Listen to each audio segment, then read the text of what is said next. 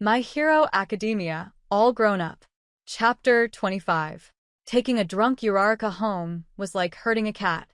Bakugou himself was too drunk to really keep an eye on her the way he felt he should. She stopped frequently to point in window displays, and when she wasn't babbling about things he didn't care about, she was running off in random directions, insisting it was the way they needed to go. "Get back here," he called to her with a hint of annoyance in his tone as she began to be drawn away by a curious sign again. He was beginning to feel cold, and he could see her apartment complex ahead, so he was feeling impatient to get her home. She glanced over her shoulder at him innocently. "But I want to look at Dash." "No," he cut her off and waved her back toward the correct path. "We can look another time." Uraraka pouted at him as she turned around and fell back into step beside him. She glanced up at him and found him staring ahead with a shielded expression. Her feet were killing her in her shoes as she tried to keep up with Bakugou's brisk pace, but she only noticed it when she was walking quietly beside him. It finally dawned on her why he had been hurrying her along when she noticed him shift his hands in his jean pockets. "I'm sorry," she blurted out and looked down at the sidewalk as they walked. "Huh." He jerked his head to the side to find her hiding her face. "The fuck are you talking about?" She gave him a guilty look before nodding toward his bare arms. She fingered the bottom of the coat he had lent her before turning her gaze away in embarrassment. She'd let her drunk impulses get the better of her during their journey. He glanced down to see the goosebumps on his skin and he shrugged. "It's nothing." He lifted his eyes to see her hiding her face again, and he sighed softly. "Seriously, it's nothing."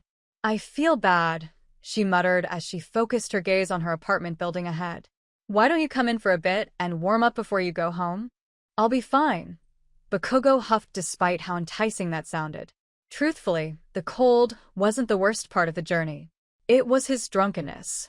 He hated feeling like he didn't have control over his own body, and he wanted nothing more than to sober up. "I insist." She turned a small smile toward him. "Please stay for a bit." She bumped her shoulder into him. "I don't really mind your company that much anyway." He gulped as he steadied himself and tried to hide the dusting of pink on his cheeks. "I'll think about it." "Well, you don't have long to think." She could see the stairs to her apartment now, and she skipped ahead with a playful giggle. "And if you want this coat back, you better hurry your drunk butt up." Her fingers found the railing, and she used it to steady herself for a moment before playing it off as intentional and swinging herself onto the step. She tossed a goofy grin back at the blonde that was still a few feet away. A teasing laugh passed her lips as she began hurrying up the stairs, letting herself slip back into the drunken cheerfulness from before.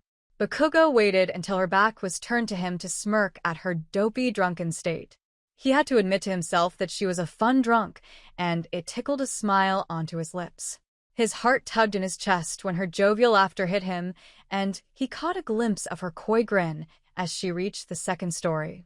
He grabbed the railing of the first floor and took it one step at a time, reveling in the fact that it felt like a slow chase. Neither of them had anywhere to go but up, but she still bolted ahead of him. He slowly climbed, and soon she was out of his sight, but he could hear her trying to get her key in her lock. She was giggling to herself, and he could help the grin on his lips as he reached the second story and began up the third, glancing through the slants in the stairs for a glimpse of her above him. The moment he could see the top of the stairs, all he could see was wisps of brown hair and a black shoe as they disappeared inside. Something in him sparked to life, an exhilaration and anticipation that he hadn't felt before. He found his pace quickening a bit as he pulled himself up the stairs and came up to her door. "What's the password?" The door was cracked, and a pair of brown eyes peered out mischievously. Bakugou scoffed lightheartedly and glanced to his left to try and push away the slight blush that threatened his cheeks. Could it be? Round face. He smirked and turned a glinting eye back on her. "Nope." She giggled, but all he could see was her eyes. "I'll give you a hint if you want." Bakugou sniffed at that but didn't reply, hoping she'd offer it without him having to ask, and she obliged him. "Who's your hero?" She narrowed her eyes playfully. He almost chuckled at her cleverness. "I'm not saying that shit, round face." "Say it." Her eyes sparkled with a challenge. "I happen to really like this jacket, and I might want to keep it." Bakugou felt a flame of competition in his gut flare up, and he finally let himself look at her again, a smirk on his lips. Oh yeah. It's warm. She blinked at him, and he could only assume that she was smiling on the other side of the door. And I think I look better in it than you. Bakugou dropped his eyelids a bit and breathed humorously. I'd be inclined to agree. He pressed a palm against the door, but I'm still not going to let you have it. Password. She giggled hard as she felt him push on the door hard, and she tried to hold it closed. Her shoes didn't help her case, and she couldn't deny the fact that Bakugou simply had more strength than she did. Password. The word came out teasingly as he shoved harder on the door, and it slowly began to slide open, and Uraraka's laugh seemed to break down his tough guy act. How about I'm coming in? Bakugou. Uraraka smiled madly as she gave up on trying to push him out, and she couldn't stop her roaring laughter when she released the door, and he stumbled forward a bit. You're not supposed to just force your way in. Why not? He asked pointedly as he steadied himself and used his elbow to push the door shut behind him. She was still laughing a little as she pushed him jokingly on the shoulder. You're supposed to say that I'm your hero, and you'd pretty please like to come inside and warm up. The blonde scoffed at her before shaking his head. I think I just proved that I can be my own hero. Round face. Oh, stop. Her cheeks were rosy now as she moved to her kitchen and turned on the light. You cheated. She pressed one hand on her countertop before lifting up her feet one by one, and she pulled her shoes off with her free hand. She breathed contentedly as her feet finally stood flat on the floor of her kitchen. Bakugou couldn't take his eyes off of her now. The single light from the kitchen cast long shadows in the room, and he stared at her as she rolled on her heels. He couldn't see her face as the shadows covered it. Why are you looking at me like that? Uraraka's tone was curious now, replacing the humor in her voice. He blinked and swallowed, suddenly aware of the fact that she'd seen him gawking at her silhouette. Like what? He cleared his throat when he realized his pitch was a little dry. You know what I mean. Uraraka's shoulders shrugged, but he still couldn't make out her expression. He could hear the playful note in her voice, letting him know that she'd caught him. He cleared his throat again and looked away, trying to focus his eyes on her refrigerator. I wasn't looking at you like anything. Uraraka hummed as she tried to catch his eyes again, but he was insistent. Want some water or something? I'm fine. Bakugou grunted as he tried to calm his nerves. This situation was making him uncomfortable in all the right ways. Something about being alone with her in the late hours of the night felt adult and enticing. He tried to cram down the shaky feeling in his chest, but his tipsy mind wasn't having it. Well, I'm going to have some. Uraraka popped open a cupboard and grabbed a cup before filling it at her sink. She took a long drink, watching the blonde beside her front door. She almost giggled into her glass as she analyzed him. He shifted his weight from foot to foot, and his hands couldn't be dug any deeper in his pants pockets. He had turned his face away from hers, but she could still see his side profile, and he seemed to be thinking pretty hard. He looked a bit like a stubborn teenage boy after a scolding, and something about that made him so easy to tease. Why don't you like Mirio? The question caught him off guard, and the blonde whipped his head back toward her. What? Why don't you like Mirio? She asked again with a pointed tone and a shrug before taking a half step back and letting the light illuminate her curious expression. What kind of fucking question is that? Bakugou scowled at her, and he rolled his shoulders forward a bit. Uraraka took another sip of her water before she placed it down on her countertop. It just seemed like you kind of had it out for him tonight. Bakugou scoffed and rolled his head away from her. He's just a chump. Uraraka nodded with a slight smirk. Everyone else thought he was charming. Bakugou didn't face her way, but his eyes slid in her direction. That doesn't surprise me. So you admit that he's charming. Uraraka slid a fingertip lazily over her counter. I admit he's a chump. Bakugou bit back and jerked his head toward her again, before frowning. Why the fuck do you even care what I think? Uraraka breathed and let a small smile creep onto her face. I don't know, actually. She pulled her hand away from the counter to play with the hem of his jacket. Call it mild curiosity. Bakugou grunted with annoyance before he glanced around the apartment to fill the awkward silence with an activity. He searched for something new to say, but she beat him to the punch. What exactly is a chump anyway? Her tone was sing-song now. He turned himself in a circle to look at her dead on. What the fuck do you think a chump is? She shrugged and giggled softly. Why else would I be asking? Bakugou blinked at her for a moment before he sauntered toward the other side of the countertop. Someone with no personality. He leaned an elbow on it so he could look across it and into her eyes. Predictable.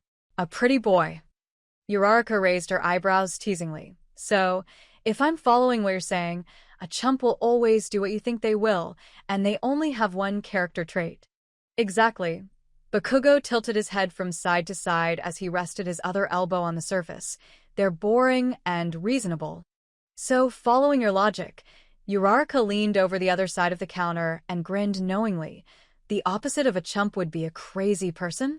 A long pause passed between them before the blonde scowled and stood upright. Sure, whatever. Bakugou.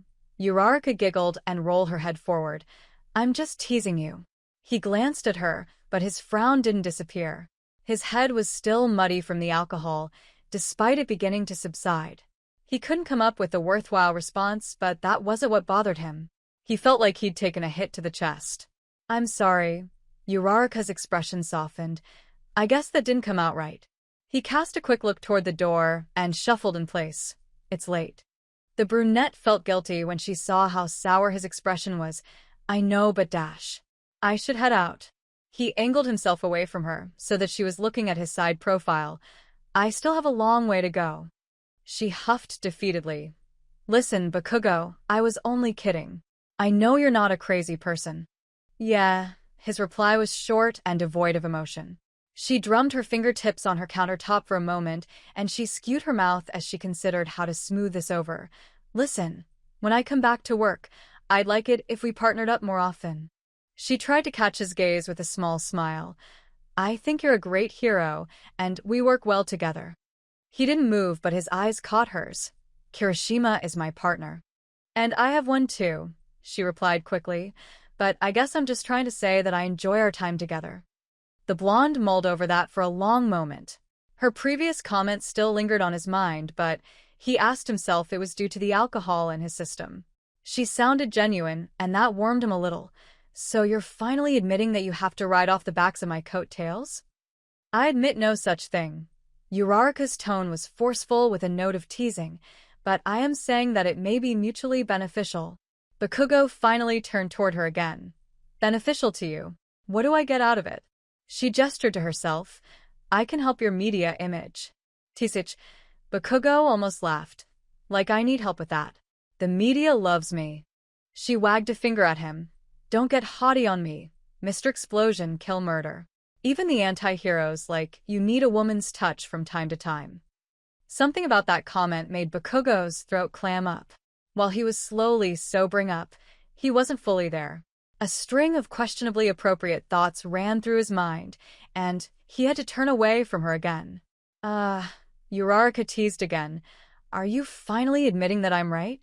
Fuck no. Bakugou bit back and tossed a scowl in her direction. A woman's touch doesn't exactly fit my image, round face. Doesn't it? She remarked with a grin. A spunky gravity hero alongside the explosively impulsive type? Come on, she shrugged. It's perfect. I'm already perfect. He began to work his way around toward the entrance to the kitchen, and Kirishima does a damn good job. She shrugged as she watched him circle his way into her kitchen. I'm not saying permanently. I'm just saying we should team up every now and then. I still don't see how that benefits me, he replied smoothly as he rested his hip on the edge of the cheap granite. Uraraka huffed and crossed her arms. I just think it could be fun, all right? She pouted at him for a moment. I just liked working with you is all. The blonde smirked at her confession, and he felt a swell of arrogance. Just admit you want to ride my coattails, round face. She narrowed her eyes. Just for that, I'm keeping this. She pulled on the ends of the jacket. Besides, we both agreed it looked better on me. Bakugou suddenly saw all of her as he remembered why he came inside in the first place. She looked smug as she held the coat over her torso.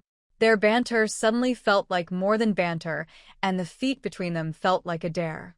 A game of a new kind and a competition he had yet to win. It's a cool jacket, she shrugged pompously with an air of provocation. Don't you think? He let his eyes fall on her fingers as she pulled it tight across her stomach, but he quickly met her gaze again after he caught himself. I'm afraid I like that jacket. She held his intense stare for a long moment before murmuring, "Well, I'm keeping it." He watched as her eyes flickered down a touch before meeting his again, and he succumbed to the desires that his hazy mind had been whispering to him all night. He lunged forward, catching her hip in his right hand and the side of her head in his other. He relished the quiet gasp that escaped her lips before he kissed her. The moment their lips met was incredible. She tasted like spring, bittersweet but fresh, like new sprouts after a chilly rain. She matched his fervor perfectly, relaxing in his hold at first before kissing him back with an urgency that neither could hope to fulfill. He groaned on her lips as her hands felt their way up his chest to grip the side of his face, pulling him hard so that their teeth brushed. She breathed hard out of her nose when his right hand left her waist in favor of her lower back, bringing her flush against him, and his other hand dug into her curled hair. She felt a part of herself release its restrictions as he unintentionally grazed his teeth over her bottom lip. All guilt and doubt faded away in her mind, and she could practically taste his desire. It felt like kissing a hellion. His lips had a bite to them, and he pressed them heavily against hers, tasting like salty bourbon. Her right hand drifted to his lightly stubbled jaw, and her other tangled into the hair above the back of his neck. She tried to angle herself for easier access, and it abruptly broke their kiss, her hand forcing his head back accidentally. He lamented audibly before he tilted his head forward again and recaptured her lips. This time it felt more desperate as both of them gripped the other harder. Unable to find the leverage both of them wanted, he pushed her 2 steps back without ending the lip lock. But hit the edge of her kitchen counter before he pressed himself to her, and her hands began to slowly wander down his neck to his chest, tracing over his collarbones. The delicate touch of her fingers elicited a low growl, and his head spun into a tailspin. He wanted more of her lips, more of her touch, more of her soft sighs on his lips. All control was lost on him as he leaned her away so he could move his hand from her back. He pulled his lips away for a brief moment, breathing hard as he hooked one hand under her left thigh and lifted her on top of her countertop. She barely had a moment to giggle excitedly before he was on her again. He kissed her heavily as both of his hands rested on the outer side of her thighs. He moved his head along with hers in rhythm with their fervent kissing as she fingered the edge of his t-shirt, and his hands felt their way down her legs with an achingly slow pace. She gasped in surprise when his hands slid under her knees and pulled her hard into his chest, forcing her thighs apart around his torso. All logic had left his brain as he could feel her hard exhales from her nose on his cheek, and his hands found minds of their own. Her chest heaved against his, and he could smell her flowery perfume mixed with the taste of cranberry vodka on her lips. It did nothing but make him feel more drunk as his hands began to slide back up her legs to her waist. Her heart was pounding by the time his fingers found the top of her jeans and began working up the sides of her torso, hidden inside the jacket. His palms were hot, and she got traces of their callousness when he brushed the little break of bare skin below her crop top. More. She twisted the fingers of her right hand back into his hair, forcing his head to roll back a bit so she could fight for control of the kiss. Her other hand traveled to his right bicep and ran under the fabric of his t-shirt sleeve so she could grip his arm tightly. He smirked against her lips as he quickly figured out what she was doing. He pulled against the grip on his hair, forcing himself back on top, before his hands gripped the edges of the jacket and began pulling it down her arms. A grunt of satisfaction fell into her mouth as she complied and began helping him take it off. It spilled around her as his hands found her hips again, and he pulled her as close as he could, relishing the feeling. She huffed softly when his lips began to kiss down her jawline, heading fast for her neck. She let her head roll back and her fingers gently rested on his arms. Her eyes fluttered as he left a wet line down her neck before his teeth gently grazed their way back up to her lips. The kiss that followed was easily the most erotic one she'd ever had. It was lustful, messy, and all teeth. Her arms wound around his neck as she pulled him down into her, but he caught himself on the edge of the counter with his hands before he could fall into her. There was nothing she wanted more than him in that moment. She almost hated herself for not seeing it sooner. Their flirtation had become more than that, and it had been that way for a while. A push and pull that only brought them closer together at an aching pace. But his kiss cracked open an untouched part of her that wanted so much More.